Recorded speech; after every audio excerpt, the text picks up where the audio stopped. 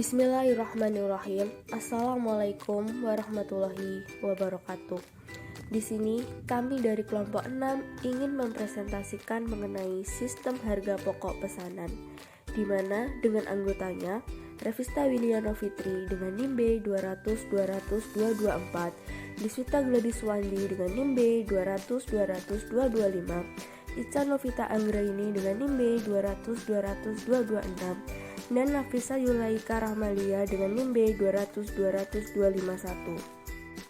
Di sini saya akan menjelaskan mengenai metode harga pokok pesanan, di mana metode ini digunakan oleh perusahaan yang berproduksi berdasarkan pesanan. Dan biaya produksi dikumpulkan untuk pesanan tertentu dan harga pokok produksi persatuan dihitung dengan cara membagi total biaya produksi untuk pesanan tersebut dengan jumlah satuan produk dalam pesanan yang bersangkutan.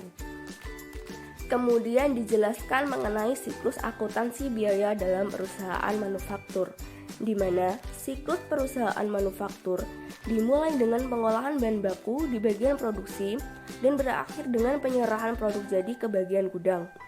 Siklus pembuatan produk yaitu pembelian dan penyimpanan bahan baku, pengolahan bahan baku menjadi produk jadi, dan penyimpanan produk jadi dalam gudang. Sedangkan siklus akuntansi biaya dalam perusahaan manufaktur digunakan untuk mengikuti proses pengolahan produk sejak dari dimasukkannya bahan baku ke dalam proses produksi sampai dengan dihasilkannya produk jadi dari proses produksi tersebut. Siklus akuntansi biaya yaitu dimulai dengan penentuan harga pokok bahan baku yang dibeli dengan biaya tenaga kerja langsung, penentuan harga pokok bahan baku yang dipakai dan biaya overhead pabrik, kemudian pengumpulan biaya produksi dan berakhir dengan penentuan harga pokok produk jadi. Aliran biaya produksi dalam rekening buku besar. Untuk menampung biaya yang dikeluarkan dalam pengolahan bahan baku menjadi produk jadi, di dalam buku besar dibentuk rekening-rekening sebagai berikut. Yang pertama, barang dalam proses digunakan untuk mencatat biaya bahan baku, biaya tenaga kerja langsung, dan biaya overhead pabrik dan harga pokok produk jadi yang ditransferkan ke bagian gudang.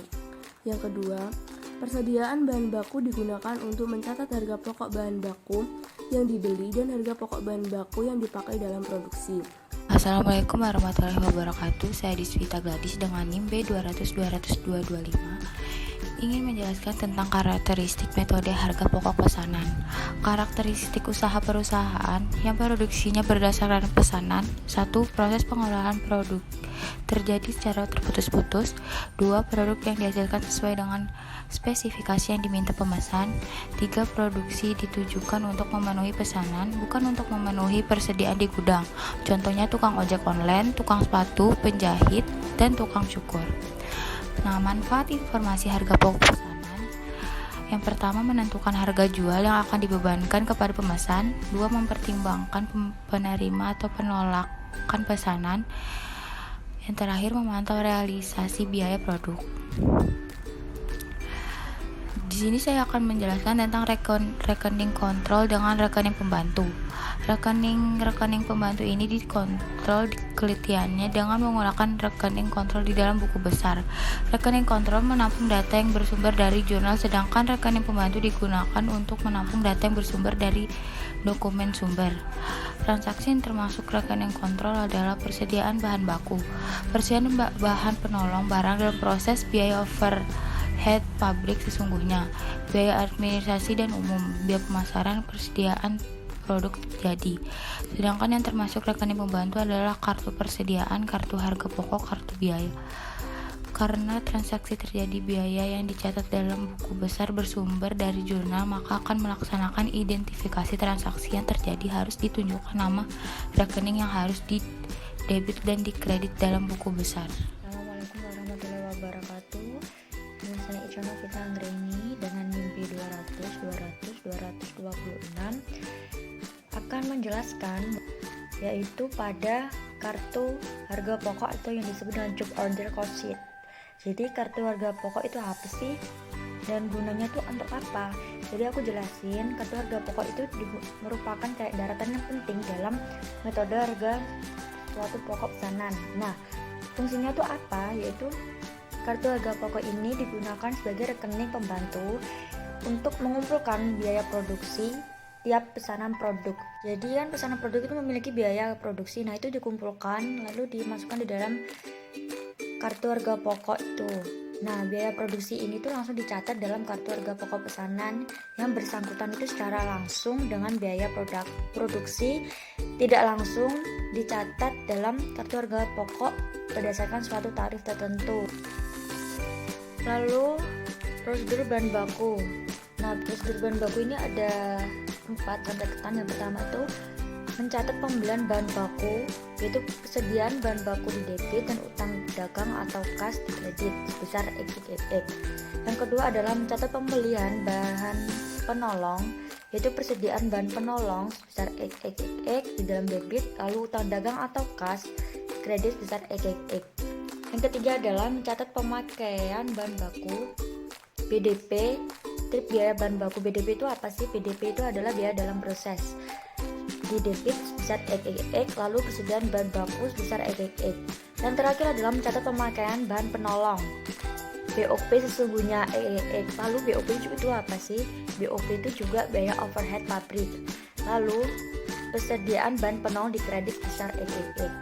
Biaya tenaga kerja langsung dan biaya tenaga kerja tidak langsung yang merupakan itu biaya overhead pabrik sesungguhnya. Nah, biaya tenaga kerja langsung ini itu akan dimasukkan ke dalam rekening barang dalam proses biaya tenaga kerja langsung dan kartu harga pokok pesanan, dan sedangkan elemen gaji dan upah lainnya itu akan masuk ke dalam kartu biaya yang bersangkutan. Makanya jurnalnya tadi kan barang dalam proses biaya tenaga kerja langsung besar XXX, terus biaya overhead pabrik sesungguhnya, biaya pemasaran, biaya administrasi dan umum. Assalamualaikum warahmatullahi wabarakatuh. Di sini saya akan melanjutkan pembahasan mengenai prosedur biaya overhead pabrik. Yang pertama yaitu tarif biaya overhead pabrik itu adalah estimasi biaya overhead pabrik dibagi dasar alokasi biaya. Sedangkan biaya overhead pabrik yang dibebankan yaitu tarif biaya overhead pabrik dikali dasar pembebanan. Ini adalah jurnal-jurnal yang diperlukan dalam pencatatan biaya overhead pabrik dan pencatatan harga pokok produk jadi, pencatatan harga pokok produk yang dijual, dan pencatatan pendapatan penjualan. Selanjutnya ada contoh soal biaya overhead pabrik. PT EXO menggunakan sistem kalkulasi biaya normal anggaran overhead tahun depan sebesar 750 juta. Aktivitas aktual diharapkan adalah 200.000 per jam tenaga kerja langsung. Selama itu PT EXO bekerja dengan total 192.000 jam tenaga kerja langsung serta overhead aktual berjumlah 736.000 juta rupiah. Hitunglah selisih biaya overhead pabrik tersebut. Di sini kita menghitung tarif biaya overhead pabrik terlebih dahulu. Tarif biaya overhead pabrik bisa dihitung dengan membagi estimasi biaya overhead pabrik dengan estimasi jumlah jam kerja langsung. Di sini diketahui bahwa estimasi biaya overhead pabrik adalah 750 juta rupiah, sedangkan estimasi jumlah jam tenaga kerja langsung adalah 200.000. Jadi 750.000 rupiah dibagi dengan 200.000 adalah 3.750. Didapat tarif biaya overhead pabrik. Lalu biaya overhead yang dibebankan yaitu 192.000 kali tarif biaya overhead pabrik yang sudah didapatkan tadi, yaitu 3.750. Jadi 192.000